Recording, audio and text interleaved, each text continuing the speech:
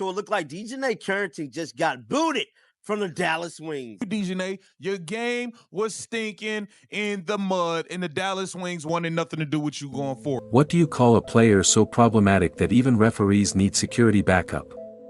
DiJonai Carrington, the Dallas Wings just said goodbye to their most controversial player, and honestly, it's about time. This is the same player who poked Caitlin Clark in the eye during the playoffs, injured her own teammate Paige Buchers while trying to hit Jessica Shepard, and caused such a scene during a Chicago Sky game that officials literally called for security. 4 flagrant fouls this season alone say everything about why Dallas couldn't wait to move on. The league can't protect its stars or grow its brand if it allows this kind of recklessness. If you think Carrington doesn't belong in the WNBA, then comment, "Fire Carrington," right now. Let's go. DiJonai Carrington couldn't keep her hands clean either. Would stand out of headlines on the internet. She was always in headlines, punching players in the eye. And then we have to remember, she nearly injured Paige. Like, everybody forgot about that. Y'all remember when she nearly injured Paige, nearly took her whole knee out? Like, we got to remember all of those things transpired during this basketball season, man. For her to tell you, they made it their business to get rid of her. Before we dive into how Carrington got booted from Dallas, let's first break down why the Wings let her go in the first place. You know what separates a tough defender from a dangerous player? One word: intent. And DiJonai Carrington's highlight reel? It doesn't look like defense, it reads like a medical report. Let's start with the incident that put her on everyone's radar, the infamous Caitlin Clark eye poke during the 2024 playoffs. That hit left Clark with a black eye and the entire basketball world asking one question: was that really just part of the game? Spoiler, it wasn't. DiJonai, you're always in a dirty play. DiJonai, once again, here we are today. Oh, DiJonai. Clark goes for a signature shot and Carrington comes over to defend. What happens next isn't a typical defensive play. Carrington's hand makes direct contact with Clark's face, specifically targeting the eye area. The impact is immediate. Clark's head snaps back, and she grabs her face in pain. The rookie sensation who carried the fever through an incredible season is left with a visible black eye that becomes the story of the playoffs. And kind of swatted at Caitlin. Did you intend to hit her in the eye? And if so, could you just, or if not, either way, could you talk about what happened on that play? I don't even know why I would intend to hit anybody in the eye. That doesn't even make sense to me. But no, I didn't. I didn't know I hit her, actually. I was trying to make a play on the ball, and I guess I followed through and I hit her. So obviously it's never intentional. That's not even like the type of player that I am. The aftermath revealed just how calculated Carrington's aggressive style really is. While Clark dealt with the physical damage, Carrington showed zero remorse. No apology, no acknowledgement she may have crossed a line. Instead, she doubled down on her approach, almost like she was proud of what happened. Let's watch it, and this will give us a couple of different angles. Records of games. Wins your tip. Diggins, who's still fast, gets down the floor, buries it, draws the foul, but is shaken up.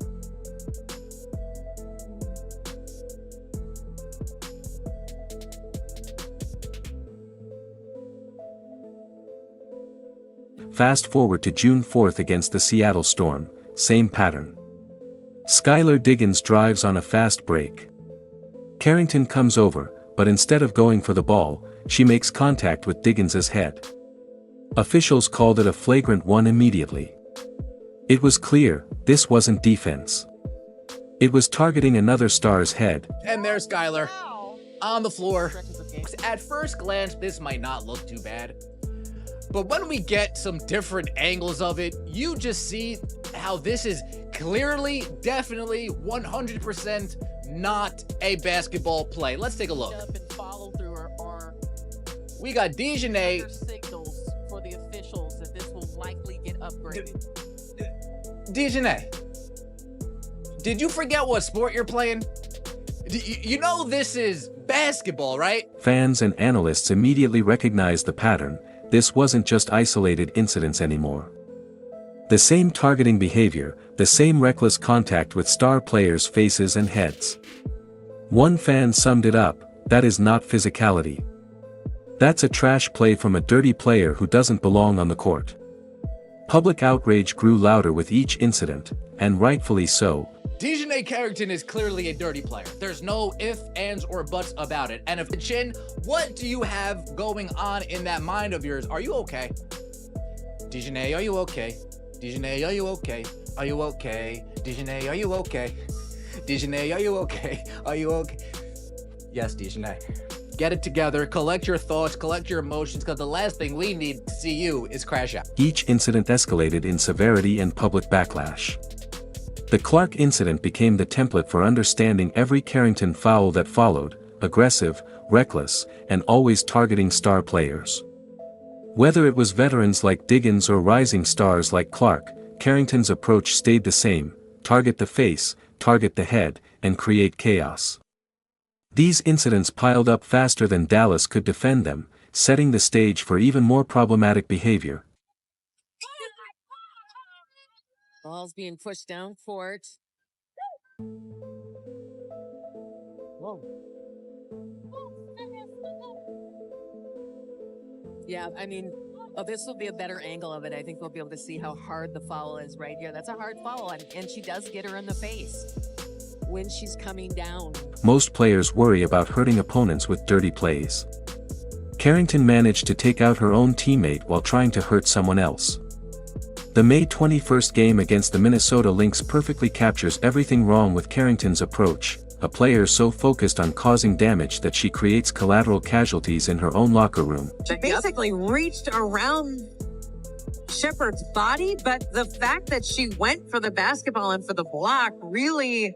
The basketball play. Yeah, it is. And she ends up getting Shepard in the face, the nose. I don't know which takes precedent. Oh, see, it's the hit the ball and then it's the pull back. They're showing it on the Jumbotron at a different angle that sort of looked like, watch after Carrington goes for the block, watch her pull back right here. And that's the part that I don't know if you separate that. She goes for another eye poke, this time targeting Jessica Shepard, but somehow manages to injure her own teammate, Paige Beckers, in the process. Shepard goes up for a shot, and Carrington comes flying in with her usual reckless abandon. Instead of making a clean defensive play, she makes direct contact with Shepard's face while attempting to block the shot. The officials immediately called it a flagrant foul because the contact was so obviously intentional and dangerous. I'm sorry, you don't get to plow through somebody's back, almost injure a teammate, and then say, yeah. And then, like, claim that you've done nothing. You've done nothing. Like, and people are like, stand on business. She's like trying to laugh at it. I'm like, no, you're just Pat Bev. You're not Draymond, you're Pat Bev. Like, realistically, you're Pat Bev. That's it. And like, look, and I mean this when I say this, it was a dangerous play only for Paige. But the chaos didn't stop there.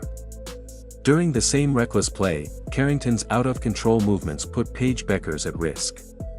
Her own teammate got caught in the aftermath of Carrington's dirty play attempt. You have to be completely out of control and focused solely on causing harm to create this level of destruction. Even her own teammate started questioning whether playing alongside Carrington was worth the constant risk. When you're worried about getting hurt by your own player during practice and games, there's a serious problem. Beckers and other Wings players began showing visible frustration with Carrington's style, knowing they could become casualties of her reckless approach at any moment. Was it a flagrant 1? Yes. Could it have been called a flagrant 2? Yes. Was it more dangerous to Paige Beckers than anyone else? Because Paige Beckers was the one who was the person who had to break Jessica Shepard's fall.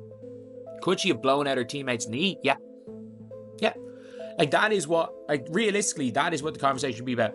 Because she wanted the Kiki Iriafen viral meme. Because as soon as she did it, look at what she does as soon as she did it. As soon as she did it, she walks towards Jessica Shepard and just tries to do a Kiki Iriafen face. The Lynx players and coaching staff witnessed this level of recklessness firsthand and couldn't believe what they were seeing. You could see the disgust on their faces as they watched Carrington target their player's face while simultaneously endangering her own teammate. Minnesota's coaching staff knew they were dealing with someone whose style went far beyond aggressive basketball. This incident demonstrated that Carrington's style wasn't just dangerous to opponents.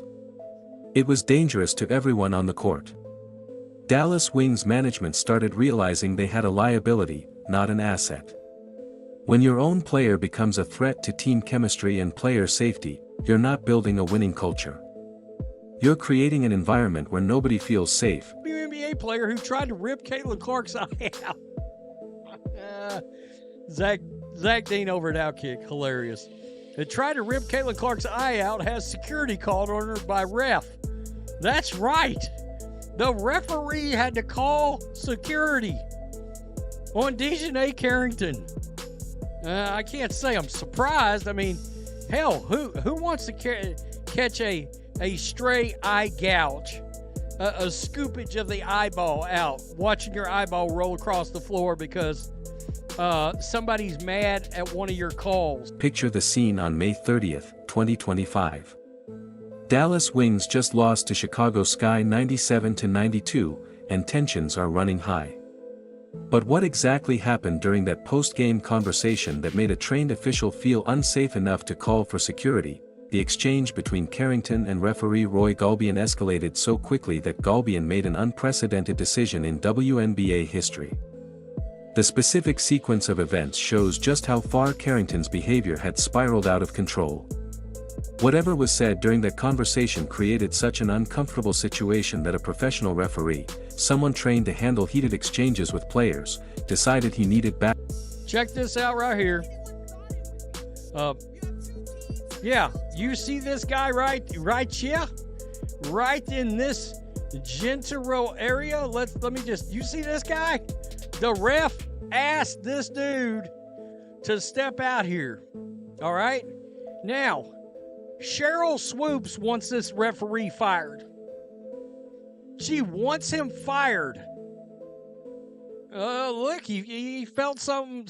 He felt something was amiss.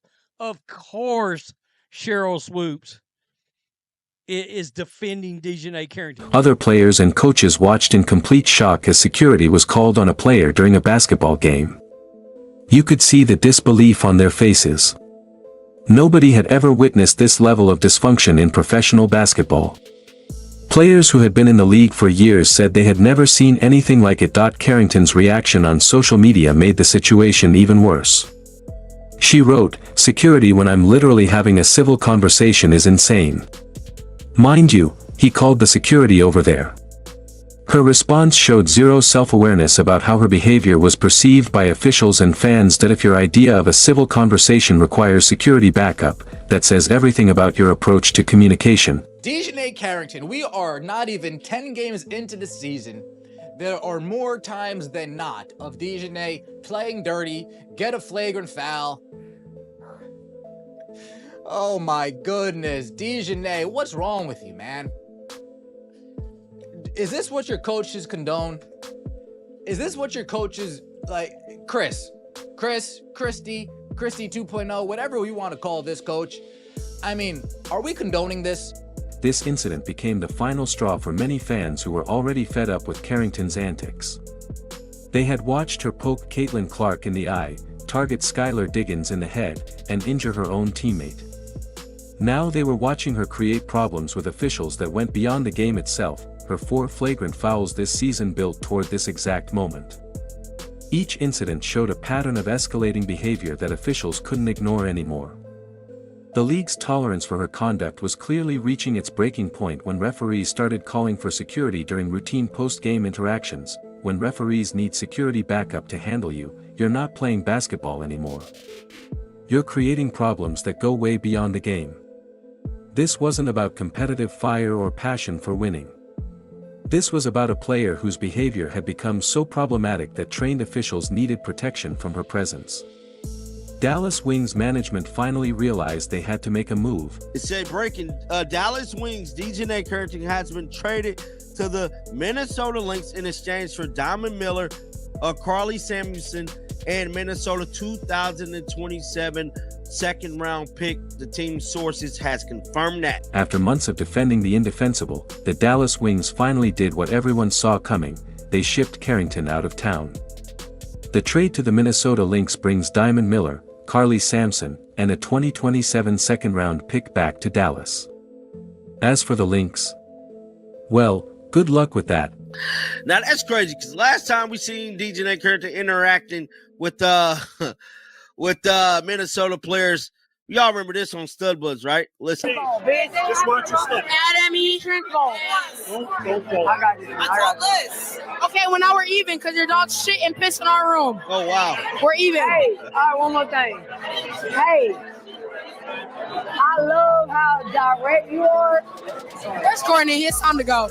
Just watch your step. Academy shrink So ball. we all remember that, man. That was quite funny. But here's what makes this trade fascinating. Minnesota is a championship contending team that just willingly imported chaos into their locker room. The Lynx are sitting strong with a 24-5 record, positioning themselves as a major threat to the reigning champion New York Liberty. And now, they've added a player whose specialty isn't just defense or energy, it's creating problems that go way beyond basketball. Hey, DiJonai, they not really rocking with you. They're trying to get rid of you. They're giving no reassurance that they want you around at all. You can't get in the game in the fourth quarters. You're buried in the bench. You've been awful this season. It looks like you've forgotten how to play basketball completely. And what do you know? Good morning. DiJonai Carrington has been traded. DiJonai Carrington has been traded to the Minnesota Lynx. Boy, boy, boy. Let's talk about what Dallas actually got in return. Diamond Miller, the number 2 overall pick in the 2023 WNBA draft, earned all-rookie team honors after averaging 12.1 points, 3.5 rebounds, and 2.5 assists per game in her debut season. In 2025, she's elevated her game further, hitting 53.8% from three-point range, a rare and valuable weapon.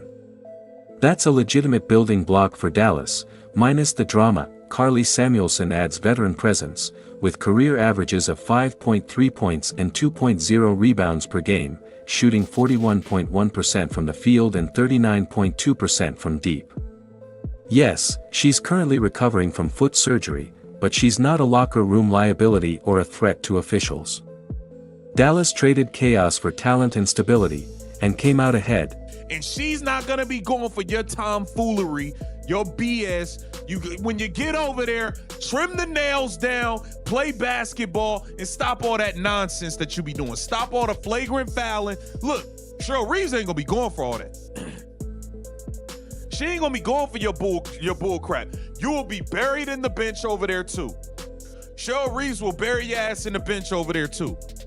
Bring your game, not your name.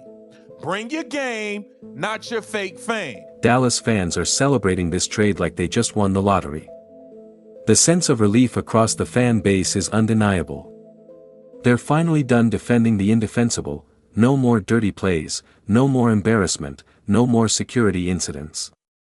It's over. Analysts love to say Cheryl Reeve can fix Carrington because of her track record, but let's be honest, some players can't be fixed. Reeve has built a winning, disciplined culture in Minnesota, but not even the best coach can save a player who targets faces and creates post-game chaos with officials. Listen, DiJonai, I told you last time. I'm going to tell you again. You better bring your game to Minnesota or next season you might not even be here. You might not even be here next year. You might be playing on a minimum next year to be in this league. Straight up. You got to understand, you was the same person going on podcasts, talking about if we don't get what we want, we sitting and all that. You're not even good enough to be out here talking like that. The ultimate irony. A championship contender just traded for a player known for getting ejected in big games. And Minnesota's timing couldn't be worse. This deal came right after star forward Nafisa Collier went down with an ankle injury. They needed stability. Instead, they imported chaos. Dallas, on the other hand, just showed the league how to own a mistake and move on. They cut the drama, added real talent, and started building something sustainable. Meanwhile, Minnesota may have just put their championship run in jeopardy. Carrington's trade isn't just about one player, it's a turning point for the entire WNBA. It's the league finally signaling that talent doesn't excuse dangerous behavior. Dallas made the right call. The real winners here. The fans, who can finally focus on elite basketball instead of worrying who Carrington might hurt next. If you're done with the drama and want Carrington out of the league, comment, "Fire Carrington." Like, subscribe, and hit that bell so you never miss a video. Click the one on your screen now, and we'll see you there.